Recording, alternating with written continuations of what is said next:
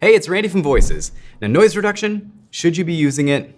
Let's get into it. As an audio engineer with over a decade in the recording industry, I'm so happy to shed some light on this discussion. Should we be using noise reduction in our voiceover recordings? The simple answer, no, you shouldn't. At least that's what the audio engineer in me says. But that's not always the best answer, and I'll explain where there might be a few exceptions. But first, let me break that down. First, you should always be addressing your noise floor at the source. The noise floor is the amount of ambient noise being picked up by your microphone in your space. The refrigerator down the hall, the air conditioner unit, the traffic outside your window, these are all external sounds that creep their way into our recording space. A good noise floor sits around -60 decibels or quieter. More on that in just a minute. And secondly, noise reduction is a destructive process. There's no amount of noise reduction, large or small, that doesn't degrade your audio to some extent. Noise reduction by its very nature is destructive. So you might be wondering, how do I see what my noise floor is? It's pretty simple actually, just record your voice, get your audio level set so that your voice is coming in around -12 decibels, peaking, and then record some silence. And then you can meter this silence and see where your noise floor is. If it's louder than -60 decibels, that's too much noise. Now we can do that in this room just to demonstrate, so I'll record some silence here.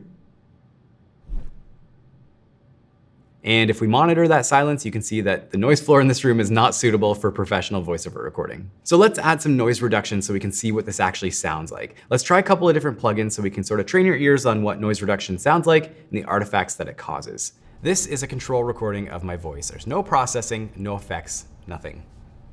This is a sample of my voice with 3 decibels of noise reduction. This is a sample of my voice with 6 decibels of noise reduction.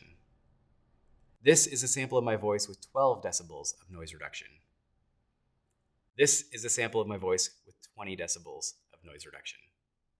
This is a sample of my voice with 3 decibels of noise reduction. This is a sample of my voice with 6 decibels of noise reduction. This is a sample of my voice with 12 decibels of noise reduction. This is a sample of my voice with 20 decibels of noise reduction. Now, as you can hear, the signal gets more and more hollow and tinny as we increase that reduction. A couple of important notes: noise reduction isn't a deep breath tool.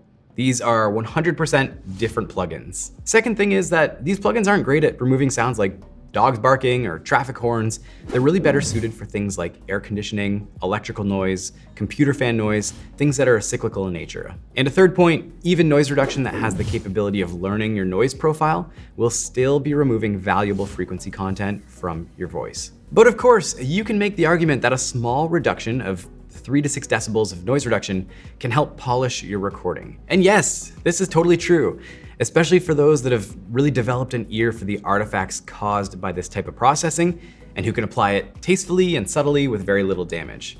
But it's important to understand that any use of noise reduction is damaging your recording. You're simply balancing the damage to your voice with the ambient noise in your space. Decreasing the ambience in your space increases the damage to your voice. Of course, subjectively, we all have an opinion on what sounds best. The bottom line is the best noise reduction is done in your space before recording using isolation, proper mic technique, absorption, and other acoustic treatment. I hope this was helpful. As always, happy auditioning, and we'll see you in the next one.